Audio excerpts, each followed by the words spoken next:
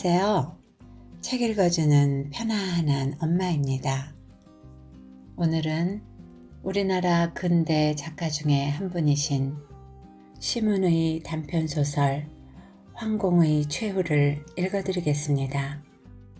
작가는 1901년 서울 흑석동에서 삼백석 지기 지주의 아들로 태어났으며 1919년 경성고등 보통학교 4학년 재학 시 3.1운동에 가담하여 투옥되었었고 1920년 문학 수업에 전념하며 중국에 망명유학을 하였습니다.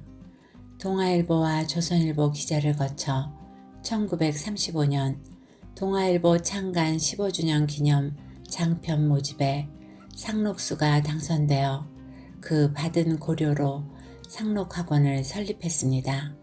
1936년 상록수를 영화화하려다 일제의 탄압으로 좌절되었고 그해 9월에 지병으로 사망하였습니다.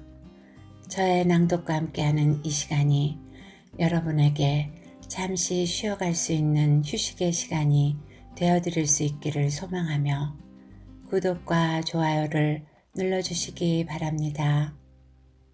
지은이, 심훈, 황공의 최후. 들썩부른 나무는 떡잎부터 안다더니 사지는 강아지 쩍부터 생김생김이 걸출이었다. 두 눈이 유난히도 열세고 목덜미를 주면 가죽이 한 줌이나 늘어나서 얼마든지 자랄 여유가 있어 보였다. 게다가 털은 금빛같이 신누런 순놈이라 누가 보든지 한번 쓰다듬어 주고 싶도록 탐스러웠다. 이웃 동네 태생인데 겨우 젖이 떨어진 것이 내 외투 주머니에 달려온 뒤로는 내가 자는 방 윗목에 희연 괴짝을 들여놓고 집 위에 목화송이를 깔고 토닥토닥 등을 두드려 재웠다. 강아지는 앙금앙금 내 이불 속으로 기어들었다. 내가 폭 안고 머리를 쓰다듬어 주면 어미의 품인 줄 아는지 조이삭같이 조그만 꼬리를 살래살래 흔들다가 어떨 때는 토끼처럼 콜콜 하고 코를 다 골며 잤다. 새벽녘이 되어 머리맡에서 바스락거리는 소리에 눈을 떠보면 강아지는 미닫이 틈에가 메어 달려 앞발로 창호지를 긁으며 끙끙댄다. 나는 처음에는 그 뜻을 몰랐다. 그래서 문을 열어주었더니 간신히 문지방을 넘어 밭으로 내려가 똥을 누고 들어오는 것이었다. 나는 강아지의 발을 닦아주고 다시 이불 속에서 몸을 녹여주었다. 그러다가 내가 늦잠이 들면 가슴과 겨드랑이와 얼굴을 싹싹 핥아 간지러워 견딜 수가 없어 목덜미를 집어던졌다. 던지면 또 기어들고 기어들면 또 싹싹 핥는다. 어린애 재롱 부리듯 하는 그 꼴이 하도 귀여워서 나는 강아지를 끌어안고 입을 맞추었다. 그러는 동안에 나는 늦잠 자는 버릇이 떨어졌고 개는 하등의 동물이거니 하는 관념이 없어졌다. 나는 강아지를 어린 식구의 한 사람으로 간주하였다. 강아지는 크는 것이 눈에 보이는 듯이 무럭무럭 자랐다.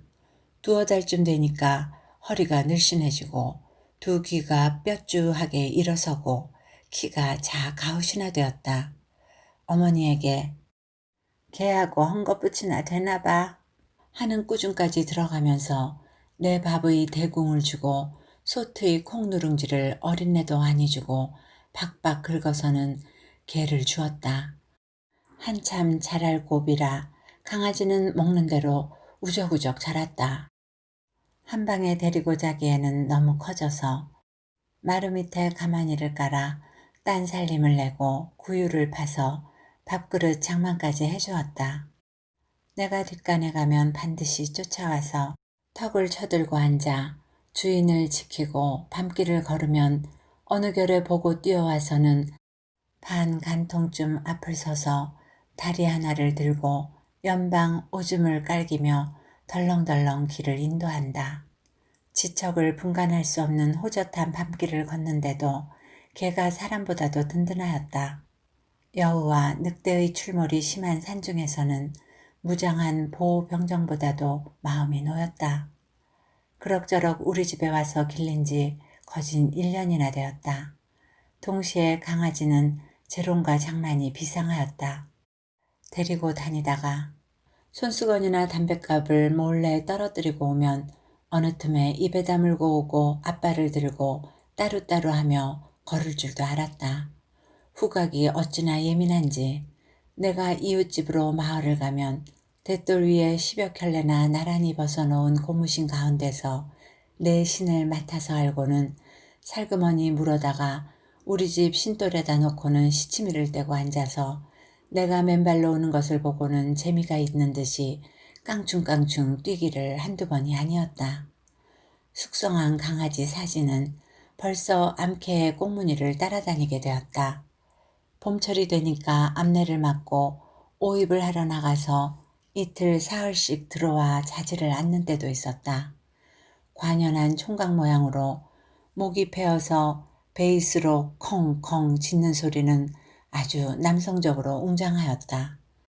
한 동네의 개들에게는 물론 제왕 노릇을 하거니와 한번 크게 짖으며 내다르면 동양아치나 중들은 우리 집 문 앞에 얼씬도 못하였다. 밤중에 안에서 짖으면 사랑채의 벽이 울리고 장지가 떨렸다. 도둑놈을 지키는 천직에 충실한 것은 물론이요. 집안 식구의 밤출입까지 감시를 하였다. 마루 밑에서 쏘아보는 파란 불빛 같은 눈동자는 주인이 보기에도 무서울 지경이었다. 그러자 내가 2달 동안 서울가 있다가 내려와 보니 어느 겨울에 보았는지 동구 밖으로 말처럼 네 굽을 몰고 달려나와서 길길이 뛰어오르고 두레를 노는 머슴의 번거지 긴 상모를 내두르듯 꼬리를 흔들며 어쩔 줄을 모르고 반기는 사지는 그동안에 더 엄청나게 컸다. 어이, 그 가히 대단하군. 호랭이만 허이 그려. 하고 누구나 처음 보는 사람은 혀를 빼물었다. 호랑이 같은 게 아니라 얼굴 바탕이 넓고 두상이 둥글고 이는 설에빨 같은 게 성미만 나면 신누런 앞털이 뼈주하게 일어서는 것과 동체가 뭉뚝하게 굵은 대신에 아랫도리가 홀쭉하게 빠른 것이 여불없는 사자였다. 양지 쪽에서 낮잠을 자다가 기지개를 켜고 땅을 뒹구는 것을 보면 천연동물원의 암사자였다. 그래서 나는 그때부터 누렁아 하고 부르던 아명을 버리고 사지라는 관명을 지어 불러주었던 것이다. 그러나 사지는 나쁜 버릇이 생겼다. 걸대가 커져 여간 누룽지로는 양이 차지를 않는지 쌀광 앞에 쭈그리고 앉았다가 참새도 잡아먹고 수구멍을 지키고 있다가 쥐도 껴먹었다. 무엇이든지 번개같이 달려들어 입만 한번 텁석하면 그만이다. 그 동작은 꿩을 잡는 매의 동작만큼이나 빨랐다. 돈 있는 놈의 사냥개 노릇을 하거나 외국에 태어나서 몇만 원짜리 정탐개가 되었다면 맛있는 고기만 먹고 털옷을 입고서 사람 이상으로 호강을 할 것을. 너는 팔자가 사나워서 조선에서도 시골 구석에 태어나 누룽지 한 구유도 배불리 얻어먹지 못하는구나 하고 나는 한편으로 사지를 동정하였다. 그랬더니 육식에 입맛이 붙어서 고기를 먹고 싶어 죽을 지경이던지 하루는 내가 바람을 쏘이러 등 넘어 바닷가로 나가는데 사지는 줄곧 따라다니다가 돌아오는 길에 범용이네 집 마당에서 닭이 서너 마리나 모이를 쪼아먹는 것을 보고 꼬리를 사타구니에다 끼고 넙죽 엎드리더니 벼랑간 껑충 뛰어올라 닭을 물려고 달려들었다. 닭은 꼭꼭꼭 하고 비명을 지르면서 사방으로 풍겼다. 암탉은 죽을 힘을 다하여 지붕으로 날아 올라갔다. 닭 쫓던 게 지붕만 쳐다본다고 설마 물리기야 하랴 하고 장난으로만 알고는 나는 멀리서 구경만 하고 섰으려니까 사지는 전신의 용기를 다해서 검정 수탉을 날치를 하듯이 덥석 물었다. 몸이 둔한 수탉은 땅 위에 너덧자쯤밖에 솟지를 못하고 푸드득거리며 날다가 날갯죽지를 물리고 말았다. 암탉들은 뜻하지 않은 환난을 당하고 지붕 위에서 꼬댁거리는데 사지에 물린 수탉은 차마 들을 수 없는 외마디 소리를 질렀다. 그러자 범용인의 집에서와 길 가는 사람들은 밤중에 닭장에 든 족제비나 튀기듯이 유개! 유개! 하고 사지를 쫓았다.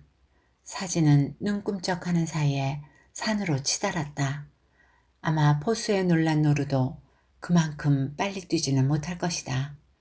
나는 개 주인이 되는 책임상 단장을 휘두르며 헐레벌떡거리고 산으로 올라갔다.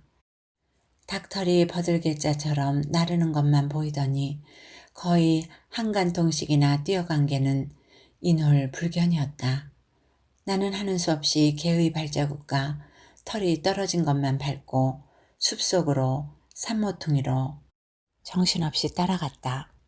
나무 뜬걸과 돌부리에 발끝을 채면서 거진 오리 가까이나 숨이 턱에 닿아서 추격은 했는데 바다로 향한 모래 언덕까지 와서는 발자국조차 끊어졌다. 황혼 때라 어둑어둑해지는 그 근처를 헤매며 더듬어 보았으나 개도 닭도 그림자조차 없는 거야 어찌하랴. 이게 뭐야요? 나중에 내 뒤를 따라온 범용이가 소리를 질렀다. 무서운 생각이 나는 참이라 깜짝 놀라 들여다보니 아닌 게 아니라 솔포기 밑에 와서 닭은 꼬리만 삐쭈하게 꽂혔다. 벌써 잡아먹었나? 하고 어째 손을 대기가 싫은 것을 닭의 꼬리를 끌어당기니까 묵직한 닭의 시체가 딸려 올라왔다. 닭은 정통으로 그 날카로운 이빨에 목줄띠를 물려 철철 흘린 피가 응열이 되었는데 눈을 뽀얗게 뒤집어쓰고 죽었다. 저놈의 개가 여우의 혼신이시었나? 이렇게 감쪽같이 파묻었담. 여우는 달기고 무어고 물어다간 똑 저렇게 파묻었다가 며칠 뒤에 반이나 썩여가지고 와서 먹는다는 말을 범용이에게서 들었다. 그러자 맞은편 언덕에 웅숭거리고 앉아서 나를 노려보는 사지의 파란 눈과 시선이 마주쳤다. 나는 가슴이 선뜻하였다. 사지가 여우와 늑대보다도 정말 사자로 보였다. 유놈이게! 하고 소리를 지르며 돌을 던졌다. 밉살스럽기도 하고 무섭기도 해서 단장을 휘두르며 쫓았다. 사지는 일껏 죽을 힘을 다 들여서 물어온 먹이를 줄인 김에 실컷 뜯어먹으려다가 그만 주인에게 빼앗기고 불평이 가득 찬 듯이 나를 흘끔흘끔 돌아다보며 자취를 감추었다. 아마 다른 사람이 빼앗았으면 달려들었을 것이다. 집에 돌아와 보니 사지는 먼저 와서는 나를 보고 죽을 죄나 지은 듯이 흘끔흘끔 눈치만 보고 꼬리를 사리고 피해 다니는 것을 버릇을 가르쳐줄 양으로 중문간에다 몰아넣고 이놈 또 그따위 짓을 할 테냐? 어? 또 닭을 물 테냐?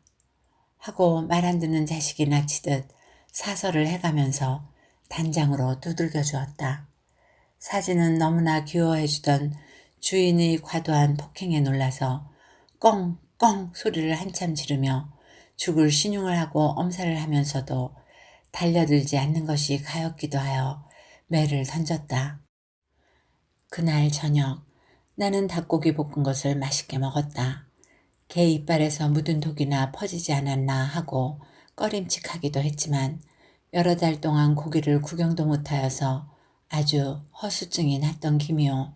나는 닭고기를 편기하는 터이라 기름진 살을 무름뼈까지 으직으직 깨물어 고소한 국물까지 빨아먹었다.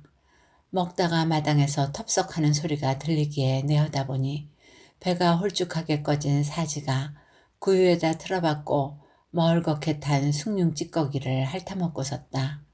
나는 사지가 불쌍해 보였다.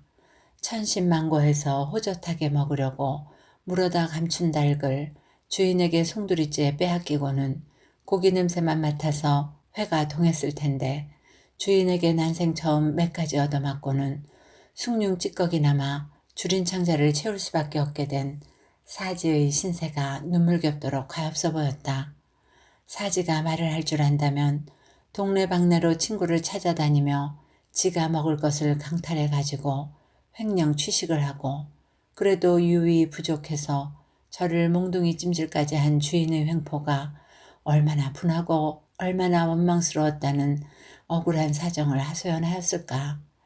근처의 개들이 수십 마리나 일치 단결해가지고 이빨을 갈며 으르렁거리고 달려들면 나는 어찌할까. 나를 노가웃을 시켜가지고 물어뜯으면 과연 저항할 힘이 있을까? 정당한 보복에 대하여 과연 변명할 말이 있을까? 하고 생각하니 사지를 보기가 부끄럽기도 하고 한편으로 무섭기도 하였다. 사지가 고기를 먹고 싶었던 것과 내가 육식을 하고 싶었던 것은 그 동기에 있어서 같다. 저보다 약한 것을 잡아먹어 저의 식욕을 채우는 것을 사람들이 떳떳하고 정당하게 여기는 것과 같이 남의 살을 뜯고 피를 빨지 못하는 사람을 도리어 못난 놈, 빙축맞은 놈으로 여기는 것과 같이 개의 경우에 있어서도 잘못된 행동이 아닌 것이 분명하다. 눈앞에 먹을 것을 보고 달려들어 본 것은 사지가 다른 제 동족보다 용감하였기 때문이다. 사지에게 무슨 죄가 있느냐? 도리어 개 자신으로 보아서는 정당하다. 사지에게는 오직 나르는 닭이라도 힘과 날렘이 있었던 것만이 구태여 잘못이라면 잘못일까? 그러나 사지가 출중하게 날랜 것은 결코 저 자신의 의사로 된 것은 아니다. 그것도 조물주의 장난인 것은 분명하다. 그런데 나는 저보다 약한 개가 물어다 먹으려던 닭을 뺏어 먹었다. 사지를 토제를 해가며 때려주기까지 하고 그리고 개의 침이 묻은 닭을 뜯어먹고는 입을 씻었다. 그나마 숭늉 찌꺼기로 줄인 창자를 세우고 섰는 사지를 보고 동정 비슷한 미안하다는 생각이 일어난 것도 그 닭을 맛있게 먹고 난 뒤다. 남을 동정하는 것도 제 배가 부른 뒤에 일어나는 미지근한 심리작용이요. 양심의 가책을 받는다는 것도 제 욕망을 채운 뒤에 생기는 얄미운 자기 변호에 지나지 못한다. 뒤를 보러 갈 때의 생각과 나올 때의 생각이 단연히 다르다는 속담이 진리요. 솔직한 인생 철학이 아닐까 하였다. 사지가 제 육체의 힘을 다해서 닭을 문 것은 본능이 시키는 용감한 행동이다. 그러나 그 뒤를 쫓아가서 물어놓은 것을 파헤쳐다가 힘 안 들이고 먹은 나의 행동은 개가 부끄러울 만큼 가증하고 비겁하지 않았던가. 이거라도 먹어라 하고 나는 닭의 뼈다귀를 던져주었다. 사지는 맡아볼 생각도 아니하고 본체도 아니하고 고개를 돌렸다. 나는 너처럼 비겁한 놈은 아니다 하는 듯이 속으로 나를 비웃는 것 같았다. 동시에 나는 생물 중에 가장 존귀한 사람으로서 미천한 동물에게 모욕을 당한 것 같았다. 그 뒤로 사지는 그렇게 귀여워하던 주인을 보기만 하면 슬슬 눈치만 보고 가까이 오지를 않았다. 나를 요 시찰인으로 인정했는지 단단히 경계를 하였다. 눈에만 띄면 비슬비슬 피해 달아나서 사지야, 네가 먹을 것을 뺏어 먹어서 펑 미안하다 하고 사과를 할 기회를 내게 주지 않았다. 그러자 며칠 뒤에 사지는 집에서 기르는 닭을 물었다. 둥우리에서 알을 낳고 꼬꼬댁 거리고 내려오는 암탉을 물었다. 닭의 알을 꺼내려고 나왔던 내 눈앞에서 여발한 듯이 물고 산으로 치달았다. 물려가는 암탉의 비명은 차마 들을 수가 없었다. 하얀 털이 마당 가득히 눈송이처럼 휘날렸다. 우리 집에서 가장 아끼고 값도 비싼 레그혼인데 아이 잘 낳는 여편네 모양으로 양바틈하게 생겨서 오리알 만큼이나 큰 알을 하루도 거리지 않고 낳던 근처에서 누구나 탐을 내던 암탉이었다. 그러나 나는 어안이 벙벙해서 마루 끝에 서서 사지를 추격하려 하지도 않았다. 닭을 뺏어올 염치가 없었다. 먼저 먹은 후답일 뿐이었다. 집의 머슴이 그제야 보고 소리를 지르며 작대기를 들고 가는 것을 내버려 둬라, 내버려 둬 하고 호령하듯 하여 말렸다. 다 같은 동물로서 피차의 제 힘으로 어찌할 수 없는 가장 위대한 본능을 강제로 막을 권리가 내게는 없었다. 남의 생존을 짓밟고 방해할 아무 이유도 찾지 못하였다. 또는 남의 노력을 중간에서 착취하는 죄를 두 번도 짓지 말자고 생각하였던 것이다.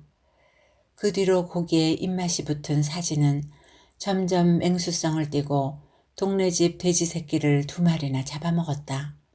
난 지 얼마 되지 않아서 토시장만한 게 젖도하니 떨어져서 살이 포동포동 찐 것이 우리 밖으로 나와서 어릿어릿하는 것을 물어다가 전우가 같은 수단으로 흙 속에 허비고 파묻었다가 꺼내 먹은 모양이다. 3원을 준데도 아니 팔고 해산 때에는 소반에 정화수까지 떠다 놓고 순산하기를 축수하던 돼지 새끼였다. 나는 돼지 새끼 값을 물어줄 수밖에 없었다. 그 뒤로 사지는 집에는 잘 들어오지도 않고 밥도 먹지를 않았다. 누룽지 찌꺼기는 인제 입이 높아서 먹을 수가 없었던 모양이다. 이번에는 나의 동정이 아무 죄도 없이 비명해 죽은 닭과 돼지에게로 갔다. 동시에 사지가 때려주고 싶도록 미웠다. 약육강식도 그 도를 넘어서 같은 가축끼리 서로 화목하게 지내지 못하고 가장 참혹하고 잔인한 수단으로 살생까지 해서 제 배를 불리는 사지를 그대로 두고 볼 수가 없도록 극도로 미웠다. 돼지 임자와 동네 사람들은 나를 보고 여보, 대그이개 때문에 닭은커녕 돼지도 못 길러 먹겠소. 그래 그따위 버르장머리 하는 걸 그대로 내버려 둔단 말이오. 혹여 어린애까지 물어가면 살인하는 것까지 봐야 시원하겠소. 하고 팔을 걷고 덤벼들며 시비를 걸었다. 갑을 물어주었으니 고만이지 웬 여러 말이오. 하고 나는 맞섰다. 억지의 소린 줄 알면서도 나 역시 속으로는 저놈을 그대로 두었다가는 큰일을 저지르겠다 하고 집의 어린 것까지 염려가 되었다. 그렇건만 그다지도 귀여워하던 사지를 개 백정에게 내주고 올가미를 쉬어가는 것을 내 눈으로 차마 볼 수가 없었다.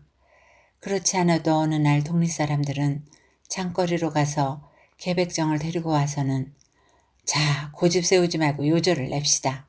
물건이 저렇게 크니 다른 개값 갑절은 내리다. 하고 10원짜리 넉장을 내어민다. 저희끼리 수근거리는 말을 들으니 뒷다리는 아무 개가 갖다 먹고 내장은 그 누구 찾으라 하며 잡아먹을 배비까지 하고 온 눈치다. 어쩌면 가마에 물까지 끓여놓고 왔는지도 모르겠다. 내 집에서 기르는 개를 돈을 받고 팔아먹을 내가 아니니 어서들 가오. 나는 처음에는 순순히 말대거리를 하다가 부득부득 조르는 것이 미워서 가라면 갔지 그래 남의 집으로 때를 지어와서 웬 야료들이여. 100원을 줘도 안 팔 테니 헐 대로들 해. 하고는 마루 끝에 놓았던 지전을 발길로 찼다. 그때 마침 사지가 안마루 속에 누웠다가 밖에서 떠들썩 하니까 그 우렁찬 목소리로 몇 마디 치지며 나왔다. 개 백정은 야 이놈 엄청나구나 하고는 시커멓게 그을은 상판에 암상스럽게 생긴 눈초리로 사지의 목덜미에 눈독을 들인다. 그자의 허리춤에 개올가미가 한 끝이 처진 것이 보였다. 사지는 개 백정을 흘낏 보더니 저의 동물을 올가 잡아 죽이는 것을 보았는지 한사코 짖으면서 겁이 나서 달려들지를 못한다. 사지야. 나는 목소리를 높여 사지를 불렀다. 사지는 내 목소리를 듣더니 비호같이 마루 위로 뛰어 올라와서 내 곁으로 바싹 붙으며 귀가 먹먹하도록 짖는다. 사지는 평상시에 마루 위로 뛰어오르는 버릇도 없거니와 나하고는 그동안 아주 불상견이었는데 위급한 경우를 당하니까 내게로 달려들었다. 주인에게 구원을 청하였다. 사지의 위풍에 개백정도 냉큼 달려들지를 못하고 어이 그놈의 게 사람 잡아먹겠네 하고 개두들거리며 돌아섰다. 사지는 그제야 마음이 놓였는지 짖기를 그치고 내 앞에가 앞발을 뻗고 너부죽이 엎드리며 바람이 나도록 꼬리를 젓는다. 그 눈동자에선 무한한 감사와 다시 살아난 기쁨의 빛을 확실히 보았다. 나는 사지야 너 아주 혼났지? 한 번만 더 그런 짓 해봐라. 그땐 너구나고 아주 연결이다. 하고 함치르르한 목덜미를 쓰다듬어주며 달래고 타일렀다. 그 얼굴에는 사나운 동물의 표정이 없어지고 내가 이불 속에 끼고 자던 어렸을 때의 유순하고 사기 없는 그 얼굴이 나타났다. 나는 그 애원하듯 모든 죄를 뉘우치는 듯한 사지의 얼굴을 한참이나 바라다 보았다. 담배 한 대거리나 머리를 쓰다듬어주며 앉았었다. 그 뒤로 사지는 주인에게 새로이 충성을 맹세한 듯 전보다도 더 나를 따랐다. 잠시도 곁을 떠나지 않으며 낯선 사람을 붙잡도 못하게 하였다. 나도 사지에 대한 애정이 더 깊어진 것을 깨달았다. 그런지 며칠 후 저녁 때의 불시에 온 동리가 떠들썩하였다. 나는 사지가 무슨 짓을 저질렀나 하고 안방으로 뛰어들어가 보니 사지는 장독대 곁에 양지 쪽에서 내활개를 벌리고 낮잠을 자고 있는 것을 보고 안심하였다. 미친 개가 들어왔다. 수만인의 개가 물렸다. 영순에게도 물렸다. 하고 외치는 소리가 여기저기서 들렸다. 나는 우리 사지가 물릴까 보아 대문을 걸고 단장을 들고 앉아서 미친 개가 오기만 하면 두드려 잡을 작정을 하고 기다렸다. 아니나 다를까 털이 시커멓고 사지만큼이나 큰 놈이 혀를 길다랗게 빼물고 쏜살같이 내 앞으로 달려들었다. 동리 사람들은 사지를 내주지 않은 감정이 있어서 그러는지 막대기를 들고 먼 발치로 바라다만 보고 섰다. 미친 개는 눈알이 새빨갛게 뒤집혀서 개소리 같지 않은 이상한 소리를 지르더니 다짜고짜 내게로 뛰어오른다. 나는 소리를 지르고 단장을 휘둘러도 길길이 뛰어오르는 미친 개를 막아낼 수가 없었다. 개는 미치면 기운이 몇 갑절이나 나는 모양이다. 주사는커녕 의약도 없는 촌에서 한 번 물려 광견병에 걸리기만 하면 참 정말 큰일이다. 개에게 물려 개소리를 하다 죽는 사람을 본 나는 미친 개와 싸우는 동안에 머리끝이 쭈뼛거리고 아랫도리가 사시나무 떨리듯 하였다. 미친 개는 휙 하고 내 뒤로 돌아와서 바지자락을 물고 늘어졌다. 하마터면 종아리를 물릴 뻔했다. 단장이 두 동강이 났다. 더구나 맨손으로는 당할 도리가 없었다. 그래도 미친 개는 한사코 덤벼들었다. 사지야! 나는 겁결에 사지를 불렀다. 구원병을 청하였다. 사지는 밖에서 내가 개와 싸우는 소리를 듣고 뛰어나오려고 머리가 깨어져라 하고 걸어놓은 대문짝을 들이받았다. 암만 해도 열리지를 않으니까 한 길이나 되는 수수깡 울타리를 뛰어넘어서 바깥마당으로 나오자 으렁 소리를 한번 지르며 목덜미 털이 고슴도치 털처럼 일어서더니 미친 개에게로 돌격을 하였다. 대번에 미친 개의 넓적다리를 물어 박지르는 통에 나는 구원을 받았다. 사지와 미친 개는 맹렬한 단병 접전이 개시되었다. 씩씩거리며 으르렁 으르렁 거리며 엎치락 뒤치락 단판 씨름을 한다. 그제야 동네 사람들은 쇠스랑과 몽둥이를 들고 모여들었다. 보는 사람은 손에 땀을 쥐었다. 사지는 참으로 맹수 이상으로 용맹스러웠다. 그러나 귀와 뒷다리에는 검붉은 피가 흘렀다. 나는 그대로 보고 있을 수가 없어서 쇠스랑을 빼앗아 들고 달려들어 미친 개의 골통을 힘껏 찍었다. 미친 개는 꽁! 하더니 그 자리에 혀를 빼물고 거꾸러졌다. 사지는 인제는 저항을 못하고 버둥거리는 미친 개를 닥치는 대로 물어뜯으며 실컷 분풀이를 하였다. 나는 당장에 그 독한 이빨에 물려서 얼마 아니면 미쳐 죽게 될지도 모를 것을 사지의 희생적 응원으로 살아났다. 사지는 내 생명을 구해준 은견이었다. 나는 손수건으로 나를 위하여 대신 흘린 피를 씻어주었다. 미친 개에게 피가 나도록 물린 것이 여간 걱정이 되지 않았다. 밤잠이 오지를 않았다. 동네 사람들은 저 개를 그대로 두었다간 큰일 나오. 마저 잡아 없애야지. 저 큰 개 미쳐나면 당할 사람이 없을 걸 번연히 알면서 그래. 이 동네 애들이 모두 물려서 개소리를 하고 죽는 걸 봐야 시원하겠어? 하고 이번에는 아주 위협적으로 대들었다. 예끼 개만도 못한 놈들. 너희는 내가 물리는 것을 번연히 보고만 섰다가 인제 와서 무슨 수작이냐. 물려도 나부터 물리고 미쳐도 나부터 미칠 테니 걱정 마라. 나는 홧김에 소리를 버럭 질렀다. 그러나 사실은 안심이 되지 않아서 30리나 되는 장거리로 가서 상약으로는 신효가 있다는 청가래라는 한약을 50전어치나 사다가 밥에 타서 사지를 먹였다.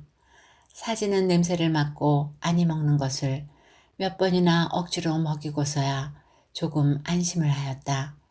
그러면서도 혹시 눈이 붉어지지는 않나, 밥을 안 먹고 살렁거리지는 않나 하고 하루에도 몇 번씩 사지의 건강 상태를 검사하였다. 수만 내 집 강아지와 영준에게는 물론 그날로 잡아먹혔다. 그런지 일주일 뒤에 나는 40리도 넘는 읍에 볼 일이 생겨서 가다가 비를 줄줄 맞으며 사지가 한사코 따라오는 것을 신장로의 조약돌을 던져서 간신히 돌려보냈다. 사지는 원망스러운 듯이 돌아섰다. 집 앞에까지 오니 내가 출입했다 돌아오는 것을 보면 길길이 뛰어오르던 사지가 눈에 띄지 않는다. 그자들이 잡아먹지는 않았나? 하는 불길한 예감이 언뜻 머릿속으로 떠올랐다. 중문간으로 들어서며 사지야 하고 다정히 불렀다. 대답이 없다. 마루 밑에 공석을 깔아놓은 저희 침소에서도 저의 식당인 부엌 앞에서도 사지의 그림자를 찾을 수 없었다. 사지 어디 갔느냐? 하고 물어보아도 어디 갔는지 아침밥도 안 들어와 먹었어요. 하는 것이 집안 사람의 모호한 대답이었다. 아플싸 늦었구나. 나는 부르짖었다. 며칠 전에 올가미까지 차고 와서 눈독을 들이던 개백정의 그 날카롭던 눈초리가 내 가슴을 찌르는 것 같았다. 나는 영준네 집으로 가서 젊은 주인을 불러내어 시치미를 떼고 온 사람들도 그의 우리 집개를 잡았구먼. 슬그머니 넘겨짚으며 혀를 끌끌 차보였다. 누가 알아요? 댁에서 안 계신 줄 알고 새벽녘에 요정을 낸 모양이더군요. 설마 작게 할쓰랴 하던 나는 가슴이 덜컥 내려앉았다. 흥분된 염통이 쿵쿵쿵 방아를 찢는 것을 간신히 진정하고 아 그래 네 집에서 잡았어? 황급히 묻지 않을 수 없었다. 아마 자군말 응천이 집으로들 매나 보지요. 난 보지도 못했지만 하고 저는 조금도 상관이 없다는 듯 변명을 하기에 바쁘다. 나는 철 아닌 구준비가 줄줄이 내려서 미끈미끈 미끄러지는 길을 한달음에 달려서 응천이네 집으로 뛰어갔다. 그 걸음은 나도 상상할 수 없으리만큼 빨랐다. 입에 침이 다 말랐다. 사립장문을 발길로 걷어차고 들어서니 비릿한 게장 냄새가 코를 찔렀다. 어떤 놈이 남의 개를 잡아먹느냐? 호통을 지르며 더운 김이 뿌옇게 서려 나오는 부엌으로 불쑥 머리를 들여밀었다. 동네에 늑수그레한 축이 7, 8명이나 쭈그리고 있다가 내 호통에 놀라서 벌떡 일어선다. 가마의 물은 부글부글 끓어넘는데 침침한 부엌 바닥을 보니까 이를 어찌하랴. 백종놈이 창칼로 사지의 가죽을 벗겨 가죽에 붙은 살을 발라내고 있다. 그것을 본 나는 눈이 벌컥 뒤집혔다. 여전히 독살스러운 눈으로 흘끔 치어다보는 개백정의 간을 내어 씻고 싶도록 미웠다. 이놈아, 이 잡아먹을 놈아 하고 나는 이를 부드득 깔며 단장을 들어 개백정의 어깨를 후려 갈겼다. 어이쿠 하고 고개를 푹 수그렸다가 달려들어 반항을 하려는 개백정을 단장 끝으로 가슴을 찔러 넘어뜨리고 아 미친 개를 잡는데 말리는 사람이 누구란 말이오? 하고 말리는 동네 사람들을 단장으로 후려갈기고 떠다 박지르고 하여 정말 미친 사람처럼 날뛰는 바람에 막걸리까지 받아다 놓고 잘 먹으려고 침을 흘리며 부뚜막 앞에 턱을 쳐들고 앉았던 아귀들은 풍비박산을 하였다. 나는 그것만으로는 분이 풀리지 않았다. 외양간 앞에 세워놓는 괭이를 들고 들어가서 큰 가마솥을 힘껏 내리찍었다. 유락한 솥뚜껑은 쨍 하고 두 쪽으로 갈라졌다. 물거품같이 부글부글 끓는 물속에서 들먹거리며 떴다 잠겼다 하는 것은 허옇게 벗겨놓은 사지의 잔등이었다. 나는 고개를 돌렸다. 그다지도 사랑하던 사지의 무참한 모습을 차마 내 눈으로는 볼 수가 없었다. 더구나 부엌바닥에 백정이 살점을 훑다가 달아난 사지의 껍질은 더군다나 내려다볼 용기가 없었다. 불과 몇 시간 동안에 눈도 빠지고 몸뚱이는 송두리째 벗기고 살점은 갈갈이 찢겨서 부엌바닥에 납작하게 깔린 사지의 껍질, 그 싱누런 털, 나만 보면 곁에서 바람이 나도록 내두르던 그 탐스러운 꼴이 나는 눈두덩이 뜨거워졌다. 더운 눈물이 앞을 가리었다. 더운 물이 묻어서 아직도 축축하고 끈적끈적한 사지의 머리털과 등을 천처럼 쓰다듬으며 어루만져주며 어린애처럼 울고 싶은 것을 진정할 수 없었다. 사지야, 사지야, 내가 잘못했다. 응, 사지야. 따라오는 너를 왜 쫓아보냈는지 모르겠다. 주인의 잘못을 용서해다오. 응, 사지야. 넋두리를 하듯 하며 울었다. 올가미를 쓰지 않으려고 최후의 반항을 하던 사지를 눈앞에 상상해 보았다. 개를 잡은 두 사람이 손을 쳐맨 것을 보아 잡을 때에 물린 것이 분명하였다. 사지가 미치면 위험하다는 것보다도 그 탐스러운 목덜미와 군살이 너덜하게 찐 뒷다리에 식욕이 동해서 사지를 몰래 잡아다가 먹으려던 인간들의 살점을 물어뜯고 싶었다. 그러나 아무리 분풀이를 하기로서니 끓는 물속에서 흐물흐물하도록 삶아놓은 사지가 다시 살아날 리가 없었다. 나를 보고 꼬리를 흔들며 길길이 뛰어오르고 반가움에 겨워 마당에 가 뒹굴고 도둑을 지켜주고 보호해주고 목숨을 내놓고 싸워줄 사지는 영원히 없었다. 나는 집에 돌아와 마루 끝에 털썩 걸터앉아 주르륵 주르륵 떨어지는 섬돌의 낙수 소리를 들으며 두 손으로 얼굴을 가리고 만 이태도 살지 못하고 비명에 횡사한 사지의 일생을 더듬어 보았다. 이야기는 여기까지입니다. 작가 심은은 단편 2편만을 남겼습니다. 황공의 최후는 그 중에 하나로서 우리가 이 이야기에서 감동을 받는 이유는 소설적 꾸밈이나 허구성을 느낄 수 없이 실제 작가의 경험 세계를 써내려갔다고 믿을 만큼 사실적이기 때문입니다. 어떻게 들으셨는지요? 여러분 모두에게 의미 있는 시간이 되셨기를 바라며 오늘도 행복하세요.